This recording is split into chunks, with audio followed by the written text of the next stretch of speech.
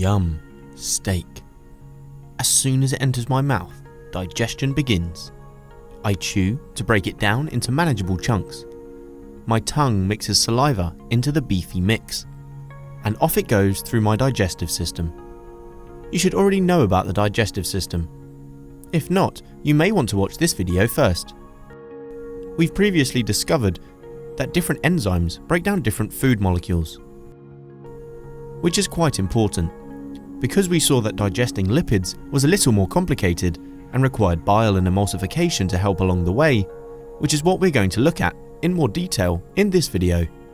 Before we start, let's think about why we chew to break up our food, and why our stomach muscles churn up the semi-digested mix. It increases the surface area for the enzymes to work on, thus speeding up the rate at which our body can break down the food to extract the energy from it that we require.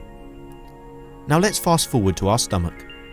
Our chewed up, stomach churned food has a large surface area and is mixed with the stomach's gastric juices. These are watery, and these, together with the watery saliva secretions of the oral cavity, mean that the food is now in quite a watery solution. This is called chyme. If you've ever added water to a greasy pan after cooking, you'll know that water and fats and oils, or lipids, don't mix too well. You end up with oily droplets.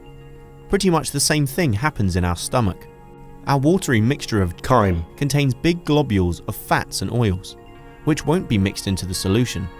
This is a problem because it means that the lipids have a small surface area for the lipid digesting lipase enzymes to work on.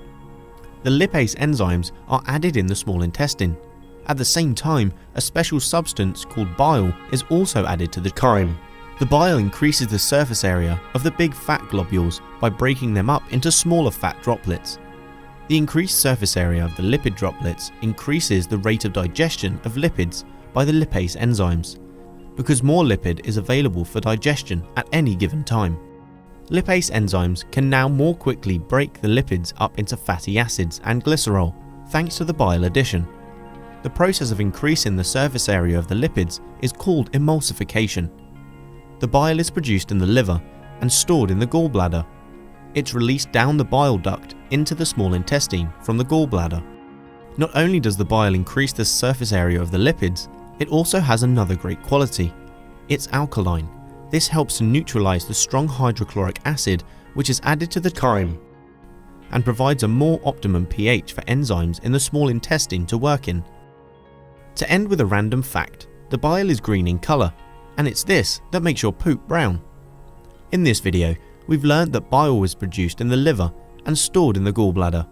From here, it's released down the bile duct into the small intestine, where it divides big globules of lipids into smaller droplets. This increases the surface area of lipids available for the lipid digesting lipase enzymes to work on. If you liked the video, give it a thumbs up, and don't forget to subscribe. Comment below if you have any questions. Why not check out our School app as well? Until next time.